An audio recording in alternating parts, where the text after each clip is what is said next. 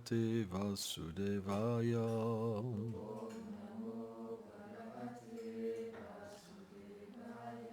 Om namo bhagavate vasudevaya.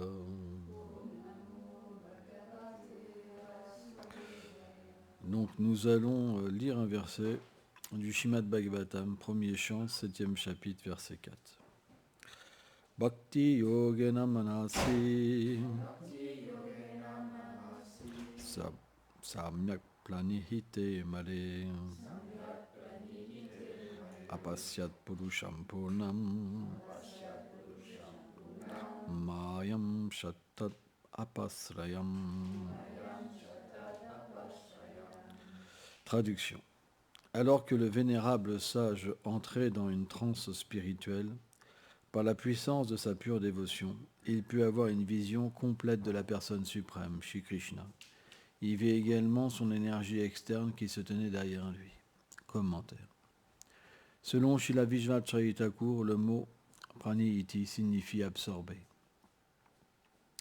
Vyasa était complètement absorbé dans le Seigneur, car son mental auparavant avait été purifié par la pratique du service de dévotion. Il vit donc en Krishna le Purusha, la personne suprême, comme il serait expliqué dans le verset 1.7.7. Krishna Parama Purushe, Krishna la personne suprême. Ceci confirme que le Seigneur est bien une personne suprême, comme il est mentionné dans les textes védiques. Le mot pour l'âme absolue indique qu'il est la source de toute chose. De lui proviennent son énergie interne, ainsi que ses émanations directes, Amsha, et les émanations de ses émanations Kala. Vyasa vit donc l'absolu dans sa forme complète, tout comme une personne dit avoir vu la pleine lune. Cela signifie la pleine lune avec toutes ses phases. Mais il n'a pas vu l'énergie externe inférieure du Seigneur de la même façon, car elle a des qualités opposées. Elle est comme l'obscurité, alors que l'énergie interne est comme la lumière. L'énergie interne maintient l'être distinct dans l'éternité de la connaissance et la félicité transcendantale, alors que l'énergie externe recouvre l'âme conditionnée avec l'identification à la matière qui implique la naissance et la mort, la connaissance matérielle et la concupiscence. Ainsi, Maya, l'énergie externe, est mentionnée séparément avec les mots Mayam Cha. Cette énergie se tenait derrière le Seigneur. Ceci sera décrit dans le verset suivant du Srimad Bhagavatam 2.5.13. Les âmes dans l'ignorance qui sont déroutées par l'énergie externe du Seigneur, qui est honteuse de se présenter à sa vue, s'identifient au corps grossier et subtil en tant que moi et aux possessions reliées au corps en tant que mien. Omagana Timilandasya Ganam Jalam Shalakaya Shakshur Militam Janata Ismay Shigula Venama Namam Vishnu Padaya Krishna Pestaya Bhutale Shrimate Bhakti Vedanta Swaminiti Namine Namaste Sarasvati Devi Golavani Pratchadine Nilveshe Shasu Nevadi Pratchadichatayine. C'est extrêmement rare de rencontrer dans ce monde matériel une seule personne qui veut retourner à Krishna. En fait, les gens disent qu'ils veulent retourner à Krishna, mais c'est tellement rare. Et c'est pourquoi la plupart des dévots prêchent l'action intéressée, pas le pur service de dévotion. Parce que quand on prêche le pur service de dévotion, il y a très peu de personnes qui sont intéressées. Beaucoup de dévots, en fait, se diluent, en fait, parce qu'ils rencontrent tellement d'opposition. Parce que quand on veut donner des choses élevées, automatiquement, si les gens ne sont pas prêts, ça détruit leur vie.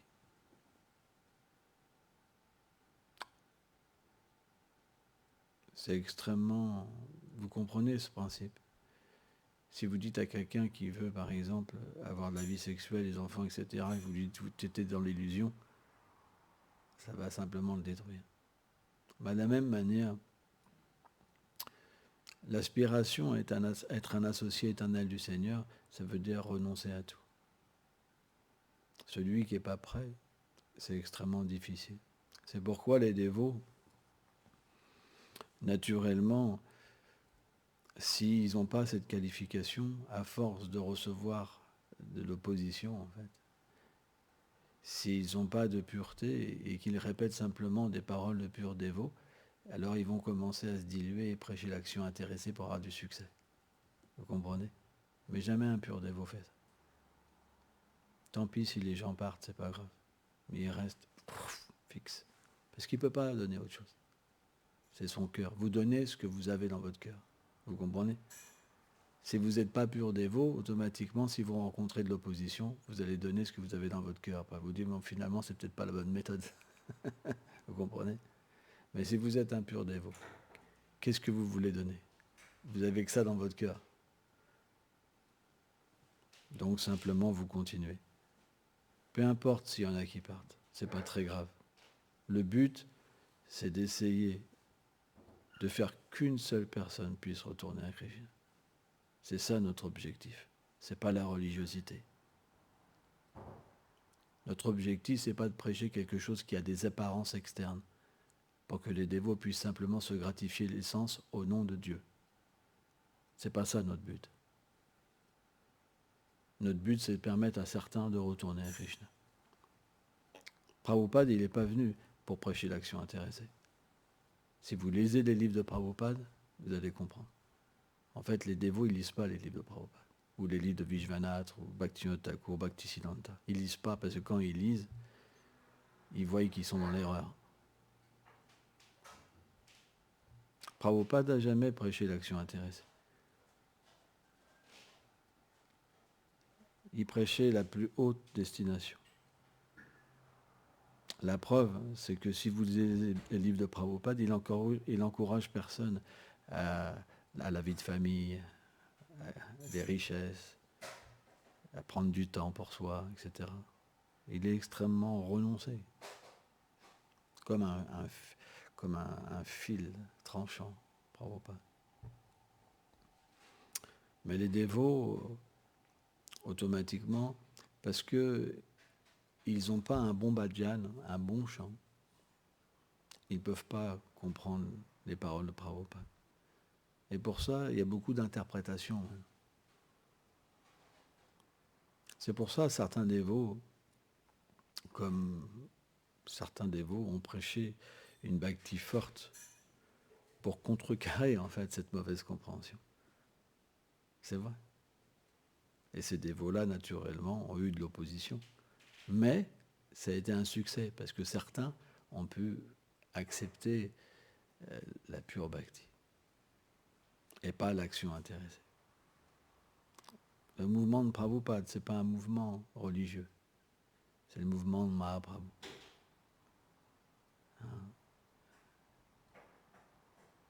Gogovina Maharaj, il disait que les enseignements de Prabhupada, c'était comme des coffres avec des cadenas, et qu'il fallait des clés en fait, pour les ouvrir. C'est très difficile à comprendre les enseignements des Vaishnavas. Il faut soi-même approcher un pur dévot pour comprendre ce qu'un autre pur dévot veut. Par nous-mêmes, on ne peut pas. On fera une interprétation. Par exemple, si on est attaché à manger, je ne sais pas, une orange, et si on entend, si on lit, il ne faut pas manger des oranges, il faut manger une orange. Vous comprenez? C'est normal. C'est normal.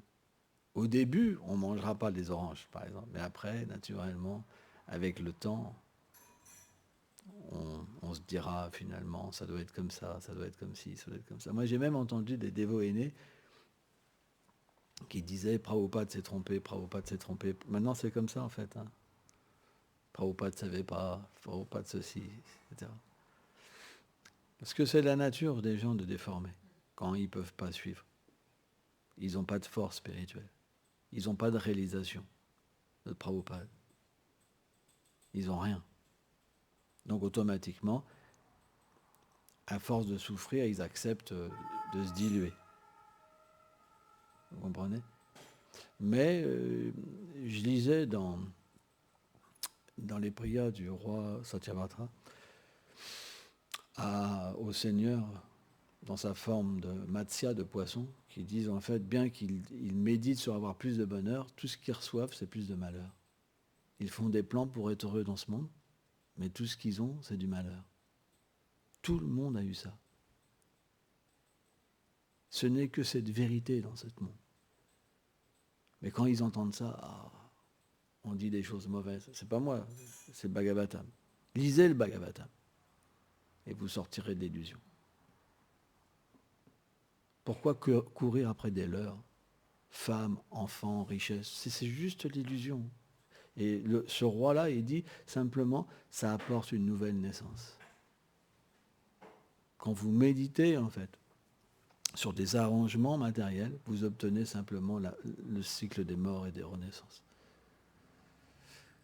Par contre, il dit, si quelqu'un s'engage dans ton pur service de dévotion, en chantant tes gloires purement, alors il devient ton associé.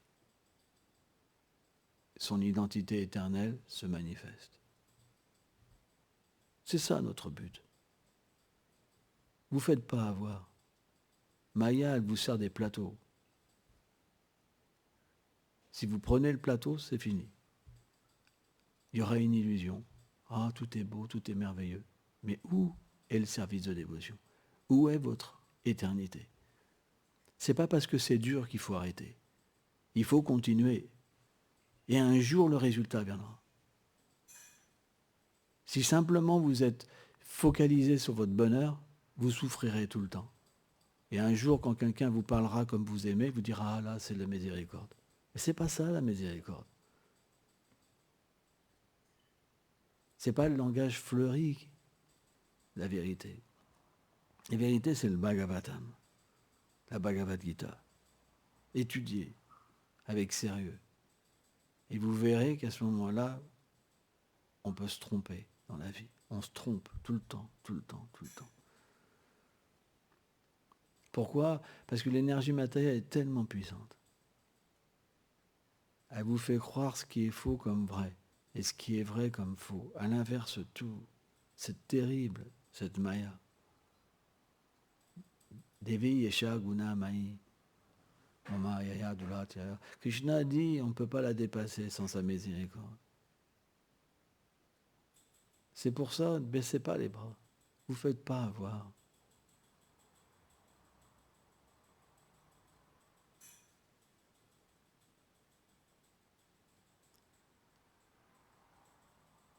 Peu atteindront le succès. C'est pas grave. Faites partie de ceux qui le désirent. Et s'il y en a qui s'écartent et qui tombent, c'est pas grave. Vous devez comprendre, c'est normal. Qui peut se battre contre ses désirs, contre ses frustrations? Très peu de personnes. Il faut une telle force intérieure, une telle sukriti, de telles activités passées, une foi tellement indestructible. C'est pour ça que Krishna dit Bahunam Jayamante, il faut tellement de vie. Les gens sont faibles. À chaque instant, la mort se rapproche, mais ils n'ont pas peur. Ils vont même se marier à 70 ans, 80 ans, avoir des enfants. C'est de la folie, ce monde. Au lieu de se réaliser. Et après, ils reprennent une naissance. Et qu'est-ce qu'ils font? La même chose. Prahlad Maharaj dit, ils vomissent, ils mangent leur propre vomi. Ils sont passés par toutes ces étapes-là, mais ils recommencent encore et encore et encore. Ça, c'est le Bhagavatam. C'est Prahlad Maharaj. Lisez le Bhagavatam. Ça vous sortira de l'ignorance.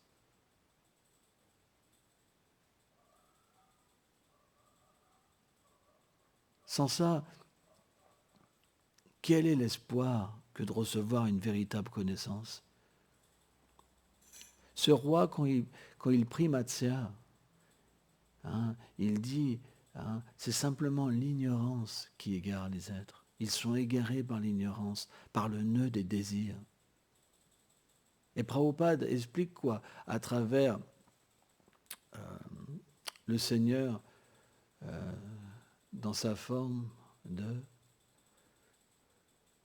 Rishabhadev. Que ce nœud, ça représente l'attrait pour l'homme et la femme. Quand ils sont attachés, qu'ils font de la vie sexuelle, qu'ils ont des enfants, etc., une maison, ça devient indissociable. C'est un nœud, mais puissant. C'est pas un nœud facile à défaire. Et le roi, il dit simplement, toi peux le défaire, ce nœud, par la miséricorde de tes dévots. Mais si la miséricorde des dévots, elle n'agit pas, le Seigneur, il est là dans le cœur, lui, il observe. Bhaktivinoda Thakur, il dit, c'est à travers les dévots, à travers le gourou que Krishna agit. Mais ceux qui ne peuvent pas écouter le gourou, qu'est-ce qu'ils font? Ils disent, oh, moi, c'est le Seigneur dans le cœur. Mais le Seigneur, là, il ne peut pas vous parler à vous. Vous êtes plein de désirs. C'est juste l'illusion qui nous fait croire que c'est la miséricorde des fois. Combien se sont égarés sous la forme de la miséricorde? La miséricorde, elle vient... Krishna dit, quand j'accorde ma miséricorde, tous me rejettent. Tous. Je deviens tout seul. Tous me rejettent. Vous vous rendez compte? Tous. C'est pas que tous viennent à moi. Vous comprenez? Ça, c'est ce qu'on appelle le karma kanda. Quand on prie Krishna pour des désirs matériels, on obtient des désirs matériels. Quand on chante le Saint-Nom avec des désirs matériels, c'est expliqué que le Saint-Nom comble les désirs matériels. Haridas Thakur explique ça. Si vous chantez en méditant sur une jolie jeune femme, elle va apparaître un jour en face de vous. Vous aurez dit, ah ben non, j'en veux pas. Mais vous n'aurez pas la force, parce que c'est ce que vous voulez. Vous comprenez? Donc, on doit méditer comment? En voulant devenir un associé du Seigneur. Et quand on veut devenir un associé du Seigneur, on chante avec attention, pas avec inattention. Chaque mot, on les écoute. Prabhupada nous a enseigné qu'il suffit d'écouter. On ne peut pas fermer les portes plus. Ça sonne tout le temps, le clairon avec vous. Hein?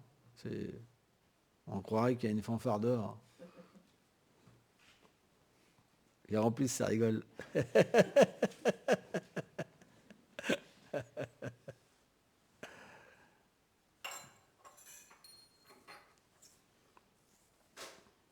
On doit chanter avec intention.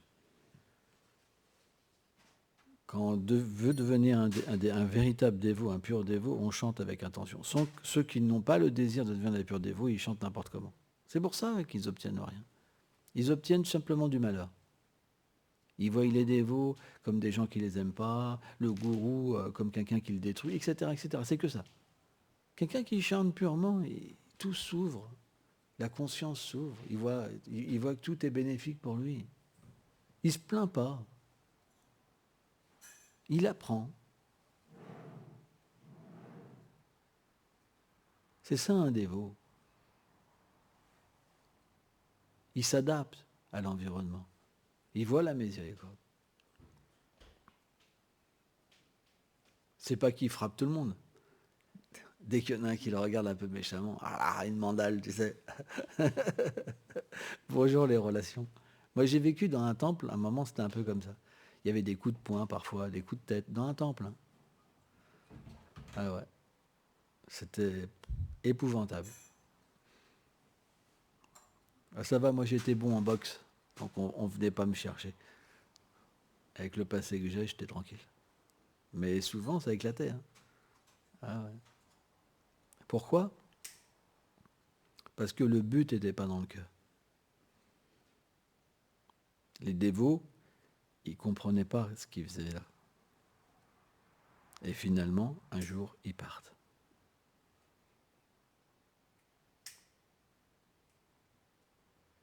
Parce que leur compréhension n'est pas juste. Parce que leur désir n'est pas élevé. C'est pour ça que Krishna explique dans la Bhagavad Gita, celui qui a un karmi, qui a des désirs matériels, le gyani, celui qui est sans désir, il ne doit pas lui dire hey, « toi, tu te trompes là ». Parce qu'à ce moment-là, Vishwanath Chakravarti Thakur explique que le karmi, il va se dire « c'est vrai, ma voix, elle est inférieure, parce que j'adore Dieu pour des biens matériels. Je suis l'âme. Je n'ai rien à voir avec ce corps. » Mais comme il n'a pas la qualification pour comprendre qu'il est l'âme, il va s'engager sur un chemin qui n'est pas sa qualification, il va tout lâcher. Donc c'est pas évident d'enseigner les gens. Mais est-ce que parce que les gens n'ont pas la qualification, on va se mettre à prêcher l'action intéressée? Je vous pose la question. Est-ce que Prabhupada, parce que les gens n'étaient pas qualifiés, il a prêché l'action intéressée? Non. Sans ça, il aurait fait beaucoup plus de disciples.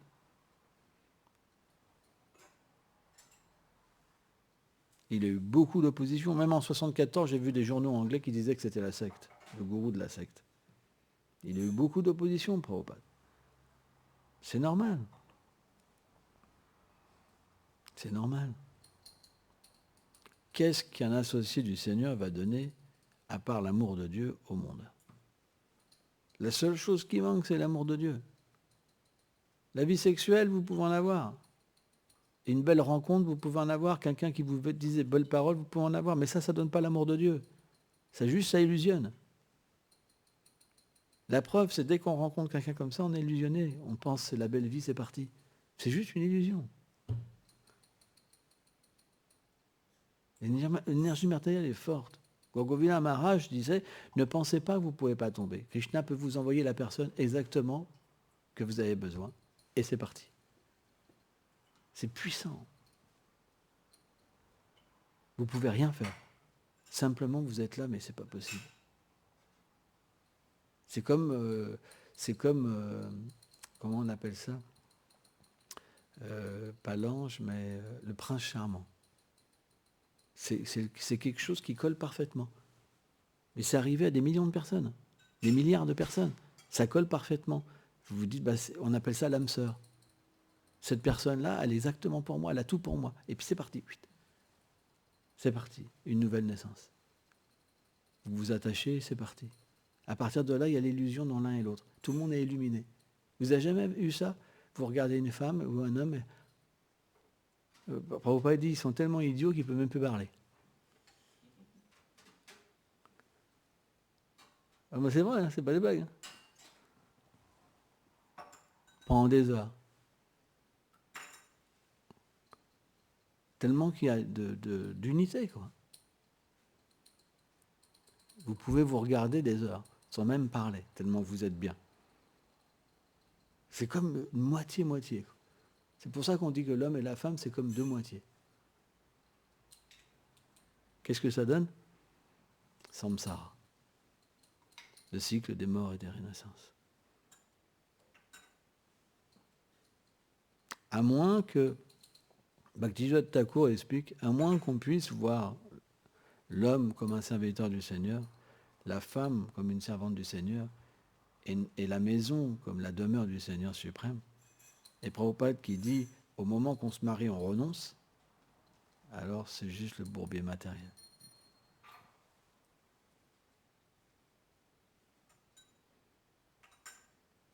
De toute façon, tous les dévots qui se marient pour être heureux, ça ne dure pas. C'est pour ça qu'il y a 90, je ne sais plus combien de pourcentage de divorce. C'est énorme. Plus que chez les matérialistes. Ça ne dure pas. C'est normal. Parce qu'il suffit qu'il y en a un qui avance, par exemple, qui se mette à avancer et que l'autre n'a pas envie, ça se finit. Un couple, pour qu'il puisse progresser, il doit avoir la même intensité. Et s'il n'y a pas d'intensité, il n'y a pas de progrès. Parce que vous êtes simplement associé. En fait, un couple, c'est comme un temple. En fait. Vous vivez avec Krishna, s'il y a Krishna au centre. Hein. Parce que vous pouvez avoir un tout petit hôtel, puis un grand chez vous. Hein. Nous, on a fait un grand hôtel au début. La première chose qu'on a fait, c'est un bel hôtel pour Krishna énorme. On vivait comme des mendiants. Voilà. Hein. C'est à ça qu'on voit la bhakti. Vous allez chez un grihastha, si vous voyez un tout petit temple et un grand chez eux, vous avez compris. Si vous voyez un grand temple et un petit chez eux, vous avez compris. On peut voir la dévotion de la manière qu'on traite le Seigneur chez soi. S'il n'y a pas de déité, il n'y a rien, ça sert à quoi? Vous allez où? Dans un cimetière? Vous allez vous orner de cendres?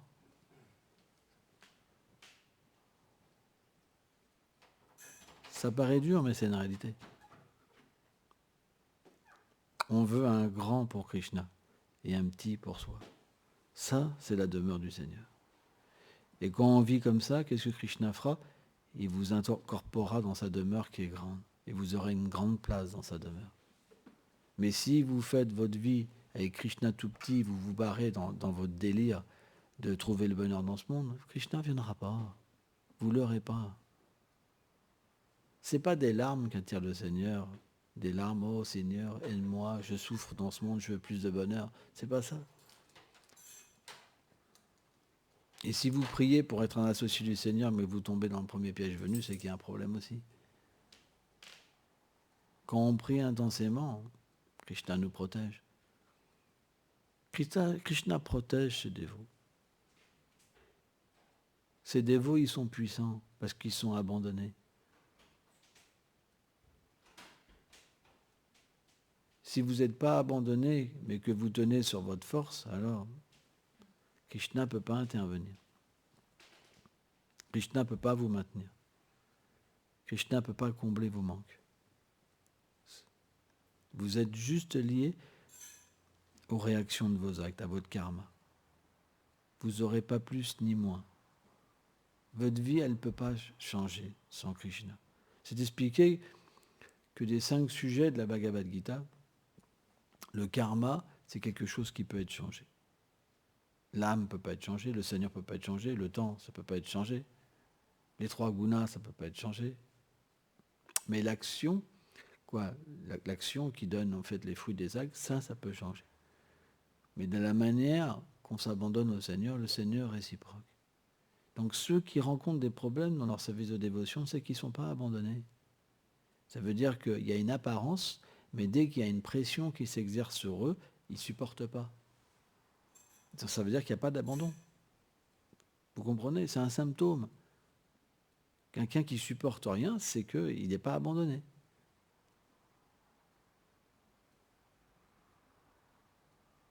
Quelqu'un qui supporte tout, c'est qu'il a abandonné.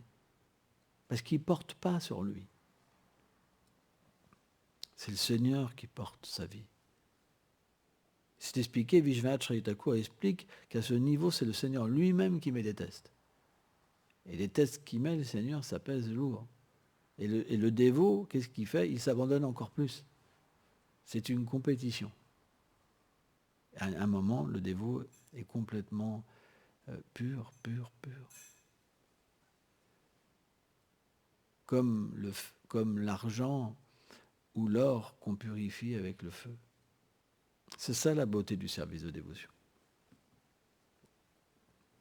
C'est qu'il a le pouvoir, le service de dévotion, de purifier l'âme.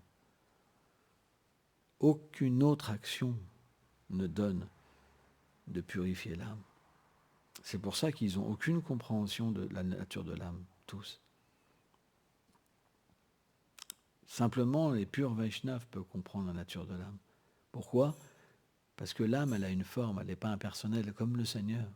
C'est ce que dit cette teneur portée de Vishwanath. Elle a une forme. Et le jiva, l'âme, a une forme aussi. Et c'est ça qu'il faut réaliser. C'est ça notre désir. Et ça viendra en temps voulu. Mais ne baissez pas les bras. Jamais. Sans ça, il faudra revenir encore dans une vie, refaire la même chose. Ceux qui sont des fous et qui disent « on moque de reprendre une naissance, c'est pas grave », c'est juste des fous, ils ne savent pas ce qu'ils disent. Est-ce qu'ils ont envie de revivre tout ce qu'ils ont vécu dans cette vie? C'est juste des fous. Quand ils disent ça, ils sont juste absorbés dans l'énergie matérielle. C'est juste de la folie. C'est juste un fou qui parle. Il y a juste un fou qui pense qu'il va être heureux dans ce monde, qui va trouver la...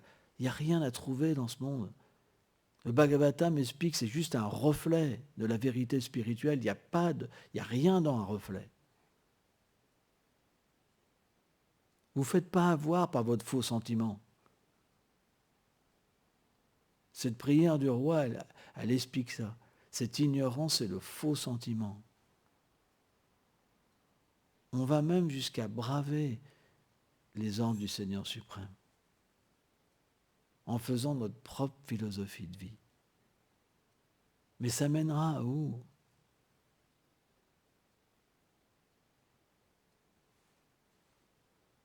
C'est absurde. Les gens ont besoin de vérité.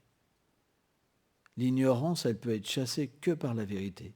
Et l'ignorance, c'est la source de la souffrance, de la lamentation, de l'égarement. C'est pourquoi on doit devenir fort par l'abandon. Par nous-mêmes, on ne peut pas devenir fort. Et cet abandon, dans cet âge-là, il se concrétise par le chant pur. Et ça commence par l'écoute. Combien de noms vous avez écoutés ce matin avec dévotion? Et vous pouvez comprendre à quel point vous êtes abandonné. Vous pouvez voir votre foi.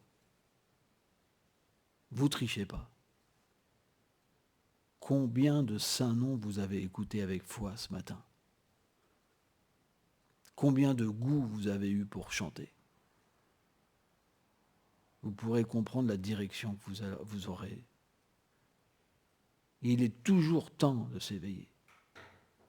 Il est toujours temps de s'abandonner, de lever les bras vers le ciel. Et pas être abattus comme des faibles, flagellés par Maya. Allez, avance, allez, là, allez, là. On devrait en avoir marre d'être des esclaves. On voudrait être libéré de cette prison. C'est ça qu'on veut. Mais ce n'est pas en recommençant les mêmes choses. L'attachement matériel, la vie sexuelle ne vous libérera pas. Ce n'est pas les bras d'un homme ou d'une femme qui va vous libérer. Ça, c'est de la tricherie de Maya. C'est faux. Le Bhagavatam dit que l'attachement à une âme libérée, c'est la porte de la libération. L'attachement à une âme conditionnée, c'est l'égarement dans le monde matériel. Vous ne trompez pas. Ce qui compte, c'est le cœur. Qu'est-ce qu'une personne a dans son cœur? C'est ça que vous obtiendrez. À la personne que vous êtes attaché le plus, vous obtiendrez ce qu'elle a. Pas plus ni moins. Parce que le principe de l'association, c'est quand vous donnez votre cœur à quelqu'un, vous prenez des qualités et ses défauts.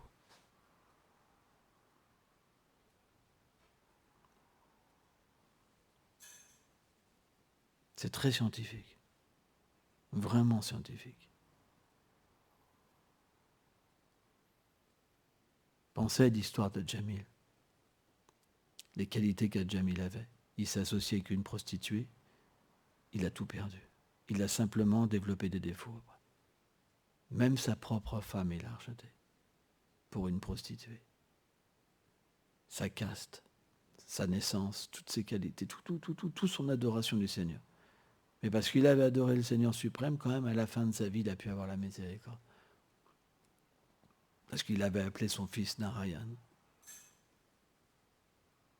Donc le Seigneur reste miséricordieux. Mais bon, c'est une histoire du Bhagavatam. Jamil, c'est pas quelqu'un d'ordinaire, pour qu'il apparaisse dans le Bhagavatam.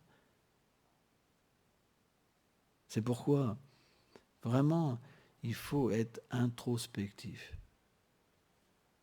Et pas juste faire... mais il faut que ça descende dans le cœur.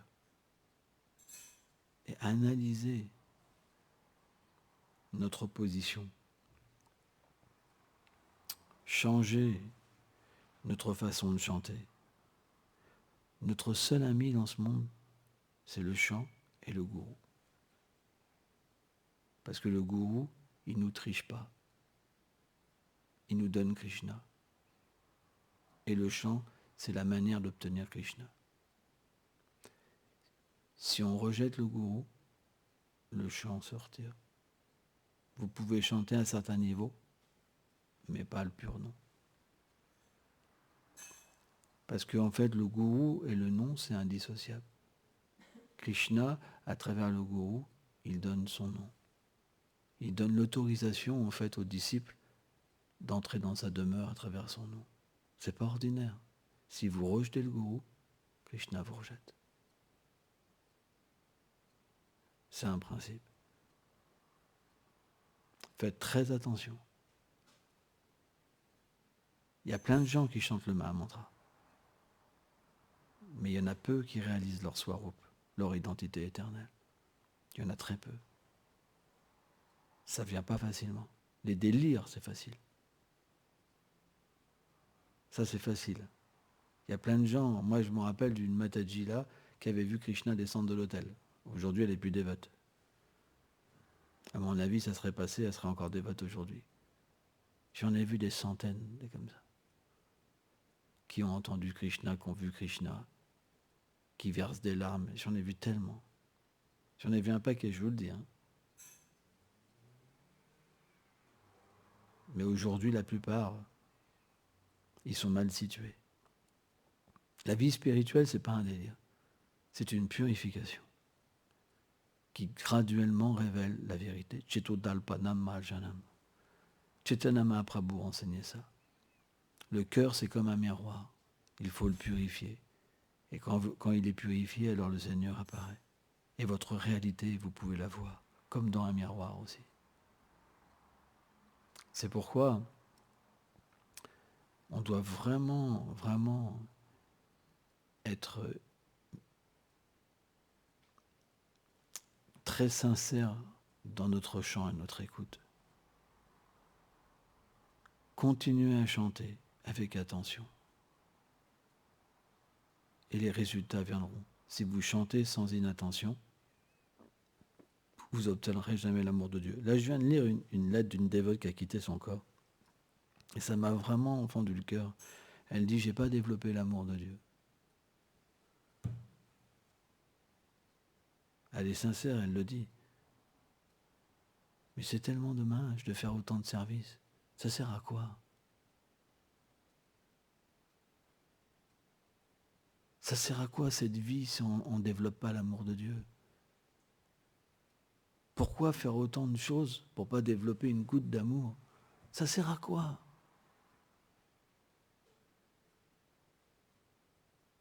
On devrait réfléchir à ça. C'est dramatique. J'ai vu des photos, par exemple, d'une jeune fille qui était au Gurukul quand elle était jeune. Maintenant, vous la voyez, elle est karmi, quoi. C'est quelqu'un qui est qui est juste dans le plaisir de ce monde. Moi, ça me fend le cœur, quoi. Pourquoi? Pourquoi les dévots ne développent pas l'amour? Pourquoi ils sont juste dans le management ou dans la prédication sans comprendre de ce qu'ils font, ce qu'ils donnent? Ça sert à quoi? À quoi ça sert de distribuer des livres si on chante mal? On doit bien chanter, avant tout. Si pour distribuer des livres, on chante rapidement, ça ne sert à rien.